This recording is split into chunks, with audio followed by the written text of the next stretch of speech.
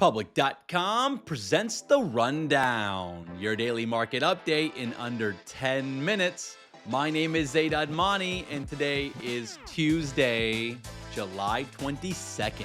In today's episode, we'll tell you about the latest drama between the White House and Fed Chair Jerome Powell. We'll also tell you about Netflix's use of AI to produce content and the latest meme stock dominating Wall Street bets. Then stick around to the end of the show to find out the biggest difference between 7-Elevens in Japan versus the US. We got a great show for you today.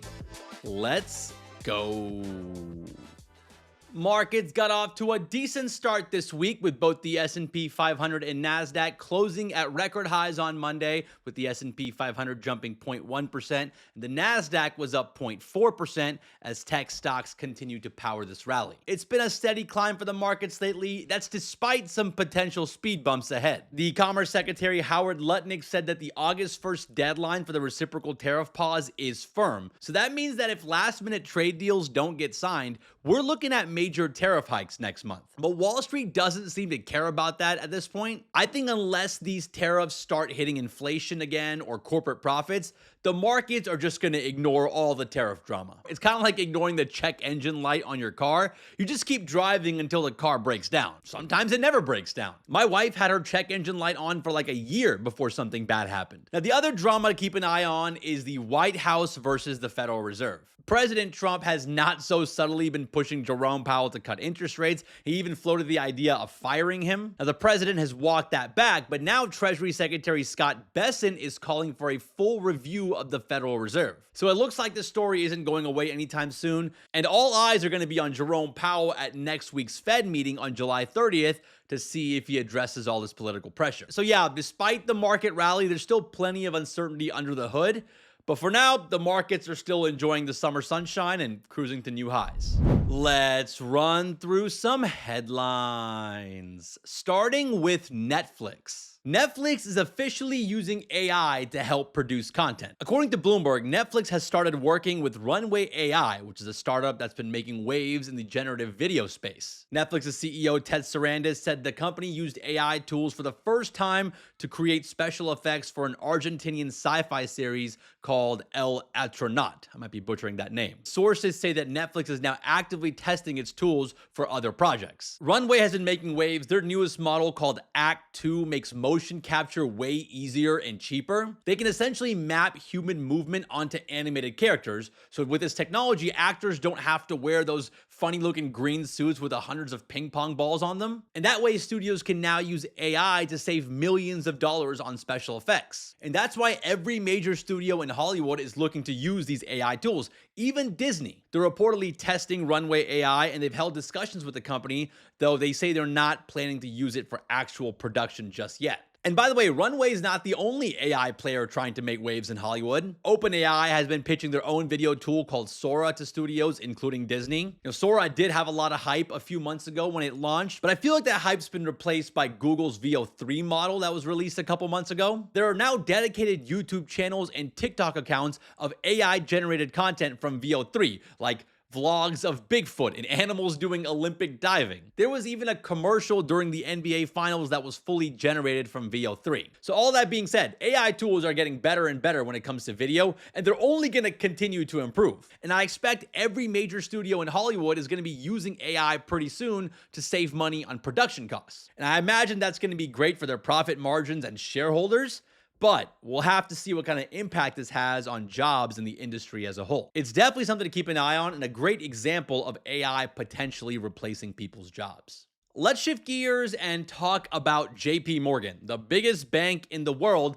They are preparing to let their clients borrow money using their crypto assets as collateral. Essentially, JPMorgan would treat Bitcoin and Ethereum the same way as they treat stocks or real estate when someone applies for a loan. The banks would hold these assets in exchange for lending you money. Now, they're starting off with just crypto ETFs right now, but according to the Financial Times, their plan is to eventually lend against actual crypto assets as early as next year. And this is a big deal, not just because it brings crypto deeper into traditional financial systems, but because this is coming from JP Morgan, whose CEO Jamie Dimon is not a fan of crypto. He's been pretty vocal about it through the years. He once called Bitcoin a fraud and compared trading crypto to smoking cigarettes. But to be fair to Jamie Dimon, he also said that he respects people's right to smoke cigarettes. And in this case, his bank seems to be fully embracing crypto. I think it's safe to say at this point that Bitcoin has gone mainstream. And that's why the price of Bitcoin, Ethereum, and other cryptocurrencies are near record highs.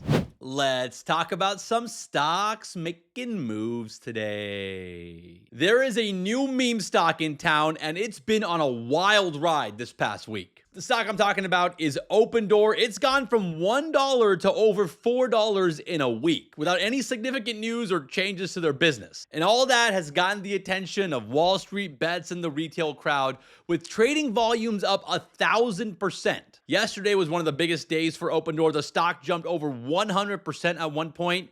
And I don't know how much steam is left in this meme rally, but it's up another 15% this morning at the time of this recording. Now, Opendoor is interesting because they're an online home buying and selling platform that got really popular during the pandemic. I actually know someone who sold their home to Opendoor at a ridiculous price, so shout out to them. The company went public via SPAC in 2020, but they've struggled recently with the housing market being frozen. And I imagine all the houses they overpaid for when they were buying them up back in 2021. And that's why the stock has been trading in the $1 to $2 range over the last year. Even with this recent rally, the stock is down more than 90% from the all-time highs of over $30 that it set back in 2021. But yeah, crazy that we still got meme stocks happening at 6% interest rates. Now, on the flip side, shares of GM are down this morning because the automaker is taking a hit from tariffs. The company reported a 35% drop in net income for Q2, and they warned that things might get even worse next quarter. Tariffs added about $1.1 billion in costs in the recent quarter, with their operating income dropping from $2.9 billion last year to $1.8 billion.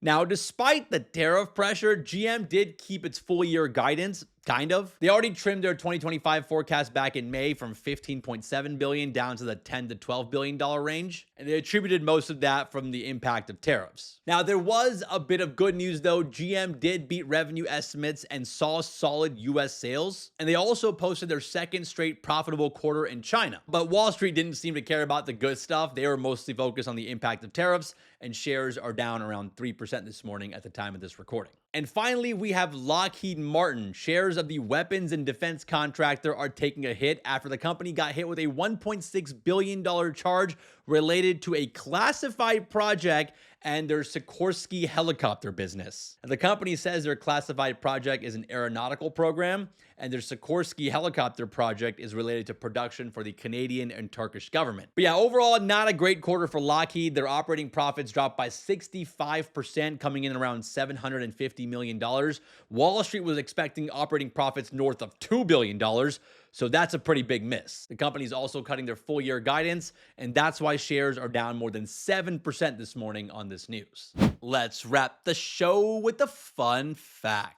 Less than 1% of 7-Eleven stores in Japan have gas pumps, while nearly 2/3 of North American 7-Elevens do. And that stat right there really highlights the difference in how 7-Elevens operate in the US versus Japan. See, over here in the States, people are pulling into a 7-Eleven off a busy road, filling up their gas tank, and maybe going inside to grab a Slurpee and a questionable hot dog. But in Japan, 7-Elevens are a part of daily neighborhood life. They're more like corner stores nestled into apartment blocks and train stations. There's typically no gas, but they'll sell bento boxes and they'll have a kiosk for paying bills. We actually did a deep dive episode on how 7-Elevens went from an American company to taking over Japan and becoming a part of daily life over there. If you want to learn more about that and the corporate drama behind a failed takeover of the Japanese parent company that owns 7-Eleven, I highly recommend checking out our latest deep dive episode. I learned a lot about Japan and their corporate culture while researching for that video, and we've gotten some great feedback on it as well. So if you want to check that out, we'll put a link in the description. Well, all right, guys, that's the rundown for today. Hope you guys enjoyed today's episode. If you did, and you have like 9 extra seconds, consider giving us a 5-star rating on Apple, Spotify, or wherever you listen to your podcast. And if you are listening on Spotify, don't forget to vote in today's Spotify poll. Leave us a comment on Spotify.